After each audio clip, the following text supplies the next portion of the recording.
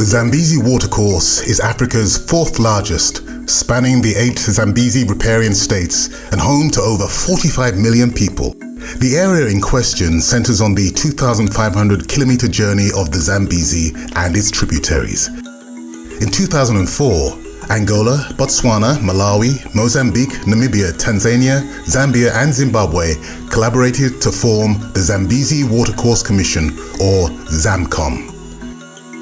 We are a watercourse that looks at the collection of all waters within the geographical location that drains towards one point. And we also we pay special attention to issues related to groundwater. As ZAMCOM, we recognize the obligation to sustainably manage our common water resources. These resources must promote economic growth for the people of the Zambezi Watercourse and beyond, to overcome poverty, aid livelihoods, and manage the region's environmental diversity. 44% of the watercourse's population live below the poverty line. 65% of the rural population depend on rain-fed agriculture. As rains become more erratic due to climate change, people's prospects for sustainable economic growth are affected. By taking care of the environment and the water-related resources, ZAMCOM is able to look after people, reduce poverty, and contribute to a growing economy. Our strategic plan inspires members to collaborate in our vision to achieve the future that maximizes economic benefits of water development, addresses issues such as land degradation, competing water uses, and deficits in water infrastructure. The plan has 4 pillars: infrastructure investment, livelihood support, environmental protection and utilization, and water resources management. To implement the plan, we work with like-minded organizations such as CRIDF, which facilitated the development of our livelihoods component and the vulnerability hotspot assessment. This focus is on more equitably improving rural livelihoods and resilience in a sustainable way, while reducing siltation and land degradation. By carefully weighing people's needs, our approach prioritizes areas for livelihoods interventions to overcome poverty and sustainably use our water and natural resources. This approach follows a step-by-step process. In the first step, we develop a number of maps of the watercourse using different lenses. These different lenses, environmental, social, political, climatic, and economic, show us different levels and areas of stress. When these are examined together, it is easier to see potential high-risk areas or hotspots. These areas are then prioritized and taken into the second step.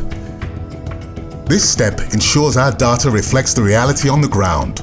We consult the people who know this best, those living in the affected communities. Through these facilitated workshops, we gain insights into the many ways water is used, for example, in the environment, in irrigation, in aquaculture and farming, and in the generation of energy. These sessions guide us to answer important questions such as why these areas are vulnerable, who the most vulnerable are, and to better understand which types of interventions might address the challenges. This approach forms a foundation for building an inclusive community and stakeholder-owned solution. By participating in developing the solution, stakeholders are more likely to own and drive the implementation. Plans are underway to design and mobilize a livelihood support financial investment program. This will support the implementation of a wide range of interventions to improve equitable water access for both households and industrial use. For example, by noting differences in water usage between rural, urban, and peri-urban areas, we can introduce appropriate pay-for-use practices and governance structures. In agriculture, where 97% of the crops are rain-fed, we are working to implement rainwater harvesting, develop a small-scale water irrigation and storage, facilitate market access for smallhold farmers, and introduce climate-smart practices. In supporting environmental management, we are promoting practices to reduce flooding and silting and to increase the recharge of groundwater. In promoting energy sustainability, we are working to implement solar-powered programs for livelihoods and household use, as well as small-scale hydropower generation. These solutions reduce the use of carbon-based fuels like wood, while promoting soil conservation and reducing sediment buildup. Through our partnership with CRIDF, we are fulfilling our mandate. CRIDF has been a very strategic partner, so to speak, in that it is very focused on helping ZAMCOM deliver tangible outputs that can make a difference and from which you can learn. By enhancing adaptive capacity, strengthening institutional foundations, and promoting equitable and reasonable use of our shared water resource, as well as promoting efficient management and sustainable development of these resources.